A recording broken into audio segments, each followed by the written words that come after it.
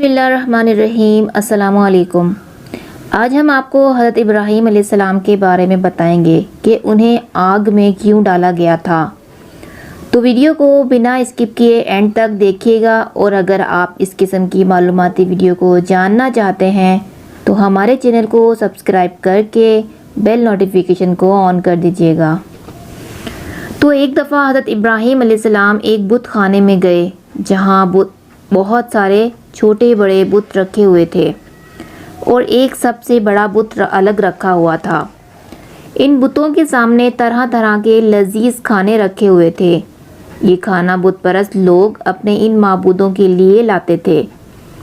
حضرت ابراہیم علیہ السلام نے سبھی بتوں کو مخاطب کر کے کہا، اے پتھر کے معبودوں، تمہارے سامنے اتنا لذیذ کھانا رکھا ہوا ہے، تم ان کو کھا کیوں نہیں رہے ہو؟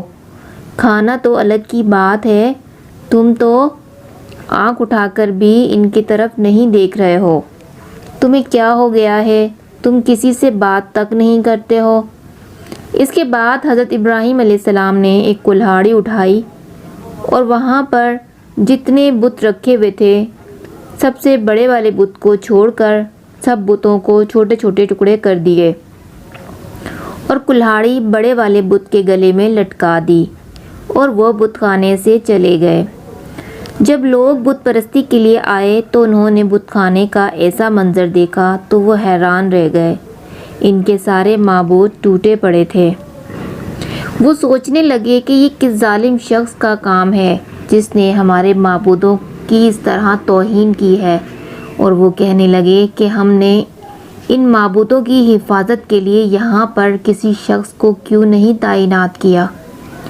پھر وہ لوگ آپس میں مشورہ کرنے لگے کہ ایک دن ابراہیم ہمارے معبودوں کو برا بھلا کہہ رہا تھا، کہیں یہ اسی کا کام تو نہیں ہے۔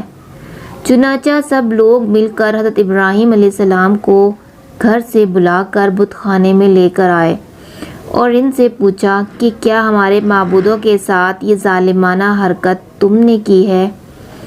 حضرت ابراہیم علیہ السلام نے جواب دیا کہ آپ لوگ یہ بات مجھ سے کیوں پوچھ رہے ہو؟ اپنے اس بڑے معبود سے کیوں نہیں معلوم کرتے کہ ان کے چھوٹے چھوٹے ٹکڑے کس نے کیے ہیں؟ حضرت ابراہیم علیہ السلام کا جواب سن کر سب لوگ سوچ میں پڑ گئے۔ پھر کہنے لگے کہ یہ معبود تو بے زبان ہیں، یہ بول نہیں سکتے ہیں۔ ان کی بات سن کر حضرت ابراہیم علیہ السلام نے فرمایا کہ تم لوگ ایسے پتھر کے معبودوں کی عبادت کرتے ہو جو بول بھی نہیں سکتے اور نہ ہی اپنی حفاظت خود کر سکتے ہیں۔ لیکن بت پرستوں پر حضرت ابراہیم علیہ السلام کی باتوں کا کچھ اثر نہ ہوا، اور سب لوگوں نے مل کر انہیں پکڑ لیا اور ان کے ہاتھ پیر رسی سے باندھ دیے، اور ان کا سردار کہنے لگا کہ ایک آتش کدہ بناؤ اور اس دہکتی ہوئی آگ میں ہم لوگ اس کو ڈالیں گے۔ پھر سب لوگوں نے ایک بڑے سے میدان میں لکڑیاں اکٹھا کیں اور اس کے چاروں طرف پتھروں کی دیوار بنا دی اور لکڑیوں میں آگ لگا دی۔ جب آگ کی اونچی اونچی لپیٹیں نکلنے لگی اور آگ خوب دہکنے لگی، تب اس آگ میں حضرت ابراہیم علیہ السلام کو رسی سے باندھ کر دہکتی ہوئی آگ میں ڈال دیا گیا۔ اس کا ذکر قرآن پاک میں بھی آیا ہے۔ سورہ ابراہیم میں اللہ تعالیٰ فرماتا ہے کہ میں اپنے نیک بندوں کے لیے آگ کو بھی ٹھنڈا کر دیتا ہوں، میں ہر ایک چیز پر قادر ہوں۔ بے شک جب حضرت ابراہیم علیہ السلام کو ان ظالموں نے آگ میں پھینکا تو تبھی اللہ تعالیٰ کا حکم آگ کے لیے ہوا کہ اے آگ تو ٹھنڈی ہو جا، میرا خلیل آ رہا ہے۔ آگ بالکل ٹھنڈی ہو گئی اور حضرت ابراہیم علیہ السلام آگ کے بیچ میں بڑے آرام سے بیٹھ گئے۔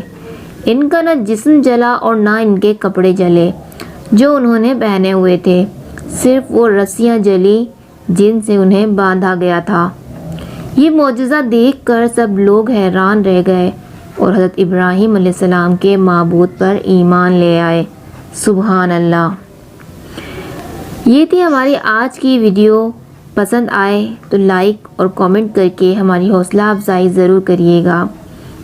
ملتے ہیں ایسی معلوماتی ویڈیو کے ساتھ، جب تک کے لیے دیجیے اجازت۔ اللہ حافظ۔